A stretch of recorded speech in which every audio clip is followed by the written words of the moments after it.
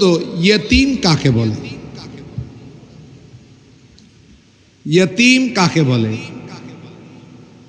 হ্যাঁ, যার মা বাবা নাই। এই কথাটা বাংলাদেশে প্রচলিত, ঘরে ঘরে, আপনাদের দোষ নাই। এবং বাংলা বইয়ের মধ্যে আমি দেখেছি এতিম অর্থ লিখেছে যার পিতা মাতা নেই। এটা ইসলামী দৃষ্টিকোণ থেকে সম্পূর্ণ ভুল কথা। এতিম তাকে বলে ওই ছোট্ট ছেলে হুয়া সগীরু, ওই ছোট ছেলে মাতা আবুহু, যার বাবা মারা গিয়েছে তাকে বলে এতিম। যার কি মারা গেছে, হ্যাঁ, কিন্তু ওই ছেলেটা এতিম থাকবে কতক্ষণ পর্যন্ত? বালেগ হওয়া পর্যন্ত। যেমন আমার মাও নাই বাবাও নাই, আমাকে এতিম বলা যাবে? যাবে না। এতিম হচ্ছে তাহলে ওই নাবালক সন্তান যার পিতা মারা গিয়েছে, তাকে বলে ইসলামে ইয়তীম। কিন্তু যার মা মারা গিয়েছে, পিতা আছে, ছোট্ট ছেলে, তাকে এতিম বলা হয় না। ইসলামী পরিভাষায় এতিম তাকে বলে যার ওই ছোট্ট ছেলে যে এখনো অপ্রাপ্ত বয়স্ক, যার বাবা মারা গিয়েছে, তাকে কি বলা হয়? এতিম বলে। বাস এটা জানো। আমাদের নবীকে একটা শব্দ বলে আন নাবিয়ুল উম্মিয়্যু। কোরআনে কারীম সূরাতুল আ'রাফে আল্লাহ আমার নবীকে বলেছেন ওয়াল্লাযীনা ইয়াত্তাবিউনার রাসূলান নাবিয়্যাল উম্মিয়্যা। এখানের মধ্যে উম্মি মানে কি? উম্মির অনেকগুলো অর্থ আছে, অনেকগুলো অর্থ আছে, কিন্তু একটা অর্থ এটাও আছে আনপড়, যে পড়ালেখা জানে না, করে না। তা আমাদের ছাড়া, আহলে সুন্নাত ওয়াল জামাত ছাড়া যারা আছে, তারা নিজেদেরকে মহাপণ্ডিত, মুফাসসির, মুহাদ্দিস পরিচয় দেয়, নবীকে মূর্খ বলে। এমন একজন মুফাসসির ছিল, আমাদের মহিলারা, আহলে সুন্নাত ওয়াল জামাতের ঘরের মহিলারা পর্যন্ত তার জন্য দুইটি কারণে পাগল ছিল। একটা, তার চেহারাটা সুন্দর, গলাটা সুন্দর। দিন বর্তমানে তিনি মালয়েশিয়াতে আছেন। উনি মারাত্মক কতগুলো কথা বলেছেন, তার মধ্যে একেবারে মারাত্মক হচ্ছে আমাদের নবীকে বলেছেন মূর্খ নবী। কিন্তু উম্মির অনেক অর্থ আছে, আমি বললাম অনেক অর্থ আছে উম্মির। তার মধ্যে উম্মির আরেকটা অর্থ হলো উম্মি তাকে বলে, উম্মি তাকে বলে যিনি উম্মুন, মা অর্থ আরবিতে উম্মুন, উম্মুন মানে মা। যেই সন্তানটা তার পেটে থাকতে, মায়ের পেটে থাকতে যার বাপ মারা যায়, তাকে উম্মি বলে। যেই ছেলেটা এখনো কোথায়? মায়ের পেটে, সেই অবস্থায় তার বাপ যদি কি মারা যায়, তাহলে তার সম্পর্ক আছে মায়ের সাথে, সেই কারণে তাকে বলে উম্মি।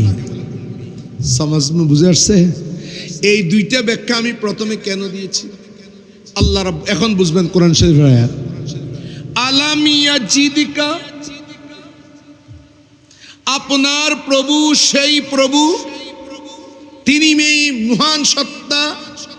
আলাম ইয়াজিদিকা, আপনাকে কি পান নাই?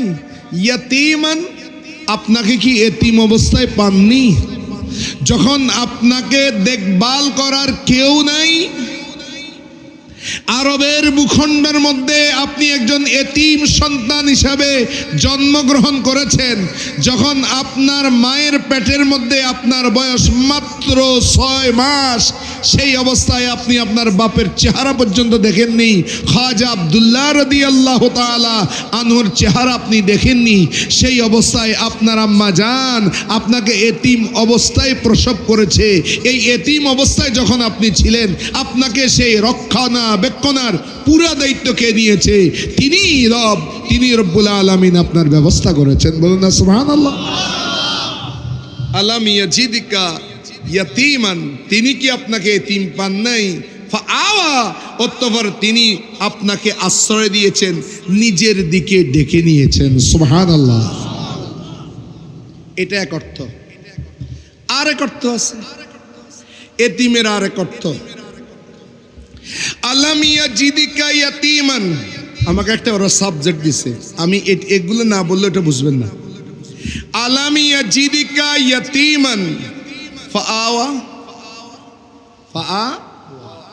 এতিমের আরেক অর্থ হচ্ছে, আরবিতে বলা হয় আদ-দুররুল ইয়াতীম। কি বলে? দুররুন মানে কি? মুক্তা। এতিম মানে আপনার হাতের মধ্যে কতগুলো মণি মুক্তা দেওয়া হলো, আপনি সেটা যদি নিক্ষেপ করেন, ছড়ে ছিটে আছে, একাকী একটা মুক্তা, যেই মুক্তার সাথে কারো সম্পর্ক নাই, একাকী, এই মুক্তাকে বলা হয় আদ-দুররুল ইয়াতীম। সুবহানাল্লাহ বলেন না। আদ-দুররুল ইয়াতীম, এই এতিমটার উজ্জ্বলতার সাথে এই এতিমটা আলাদা, এটার সাথে যার তুলনা হয় না তাকে বলে ইয়তীম। তা আমার নবীজির আব্বাজানকে কেন আগে নিয়ে নিলেন আল্লাহ? সুবহানাল্লাহ বলবেন না। আব্বাজানকে কেন আগে নিয়ে নিলেন? নবীজির ভাই কয়জন বলেন তো? আমাদের নবীজির ভাই কয়জন? নেই বলেন না। ভাই বোন কয়জন? তো উনি কয়জন? তো উনার পরে যদি বাপ থাকতো তাহলে ওনার আরেকটা ভাই হওয়ার সম্ভাবনা থাকতো। উনি পেটে থাকতে বাপকে নিয়ে গেলেন। সুবহানাল্লাহ বলুন না। কি বুঝলেন? ভাই ভাইয়ের মতো হয়, বোন ভাইয়ের মতো হয়। নবী গো, আমি তো এক খোদা, আমি খোদা এক, আমি খোদা হিসাবে আমার কোনো মেসাল নাই, আর আমি এক খোদা আপনাকে এক বানিয়েছি। নবী, আপনার মিছিল, আপনার তুলনা, আপনার মতো কেউ যেন না হয়, সে কারণে আমি আপনাকে ইয়তীম বানিয়েছি। উজ্জ্বল মুক্তা যেভাবে তার আলো বিকিরণ করতে পারে, উজ্জ্বল মুক্তা হিসাবে, একক মুক্তা হিসাবে আমি আল্লাহ আপনাকে জন্ম দিয়েছি।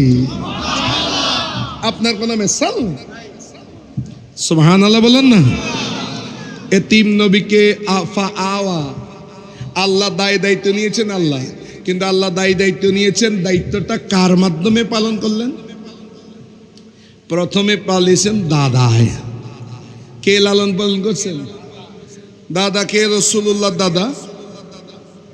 বাবা তুমি বলো তো রাসূলুল্লাহ দাদা কে? বলো। পারবে না। আমাদের ছেলে, আপনারা বলতেছেন কেন? বলতেছেন আপনারা? বর্ষ বাবা, আমি তোমাকে লজ্জা দেওয়ার জন্য নয়, আমি তোমাদেরকে বর্তমান সমাজের দৃশ্যটা তুলে ধরলাম। আমাদের ছেলেরা ডোরিমন চিনে, মুটু পাতলু চিনে, আমাদের ছেলেরা মেসিকে চিনে, নেইমারকে চিনে, আমাদের ছেলেরা বেতিসকে চিনে, ক্যানিজিয়াকে চিনে, আমাদের ছেলেরা অন্যান্য খেলোয়াড়দেরকে চিনে, সাকিব আল হাসানকে চিনে, নায়ক সাকিবকে চিনে, সবাইকে চিনে, কিন্তু আমাদের ছেলেরা আমাদের নবীর দাদাকে চেনে না।